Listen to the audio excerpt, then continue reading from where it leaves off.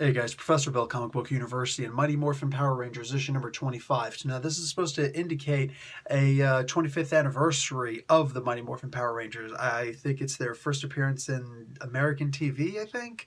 I don't know. Maybe it's from back in Japan. Honestly, I have no clue.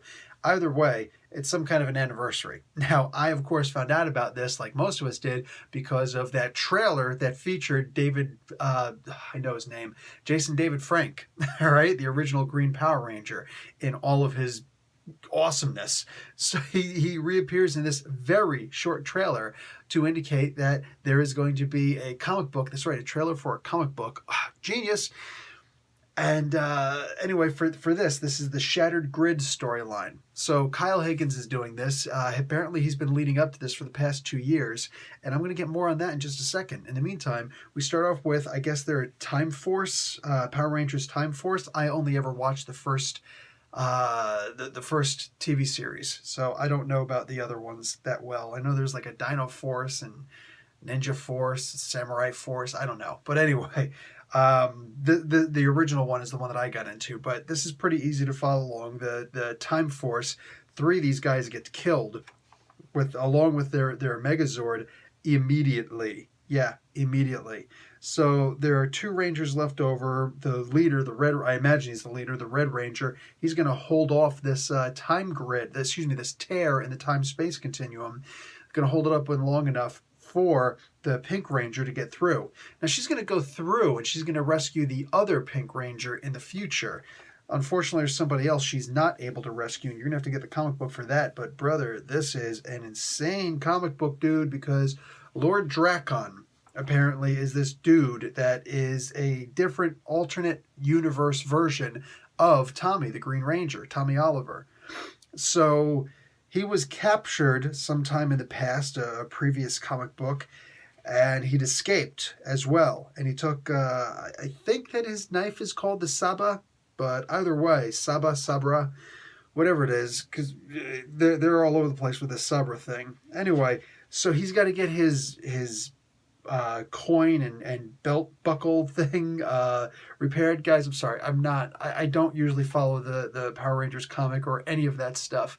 The one that I have actually read were the 6 issues for Justice League versus Power Rangers, which I thought was an amazing comic book. But this makes me wish that I had been following the Power Rangers comic since like issue 1, because that would have probably done it. All of this seems to have been leading up to this issue, this storyline at least. So they go and they meet up with, the evil Tommy, Lord Drakkon, meets up with Ninjor, who's apparently supposed to fix his belt. So Tommy of our universe, TV universe, along with Kimberly, Jamie Jo Johnson, and all of her Pink Ranger hotness, they're trying to go on a date. So anyway, they're all also made aware that Lord Drakkon is all over the place trying to kill people, trying to kill Rangers, trying to do his evil deeds. And he succeeds. He succeeds in apparently killing one of the Rangers. I'll give you a hint, it's not the Pink Ranger. That being said, this changes things a lot. This is kind of huge. This is a big deal. This was a crazy comic book, and I love this. And I'm going to give this a B+. Now, you have a comic book that had a trailer that I think it only went out on YouTube. That's where I saw it. But to make a trailer and to actually get the original star, who is the biggest star out of, well, I would imagine at least, hard to say. Amy Jo Johnson has done, several TV and movie appearances since. But regardless, Jason David Frank, man, the guy is legendary, but he's also been very faithful to his character, so I don't know how much he did it for. I wouldn't be surprised if the dude did it, on the cheap, just because he really does believe in his Power Ranger career. And he still keeps in amazing shape. But anyway, that was cool. Now, the only thing that really detracted from this comic in any way, the reason why I didn't get into the A category, is because it didn't have the key page. Oh yeah, they've got,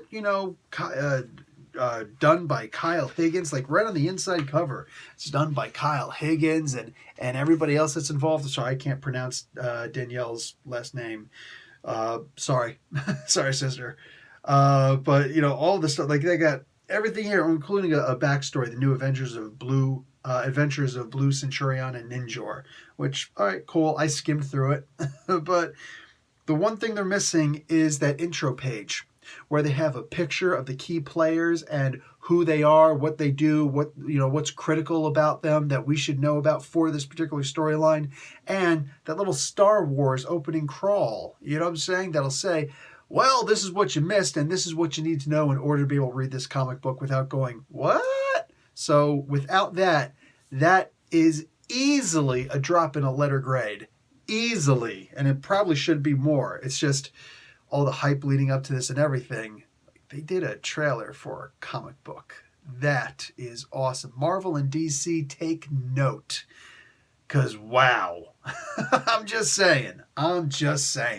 So this was a really good, comic book. I just wish they would have done that stupid page in the beginning. It would have made this comic book essentially perfect, because I won't have to be reading this comic book and keep on thinking to myself, I hope one of these panels, one of these word bubbles, you're going to explain what you just got finished saying over here, because I don't know what's going on. Aside from that, great comic. All right, guys. Professor Bill, Comic Book University. Class dismissed.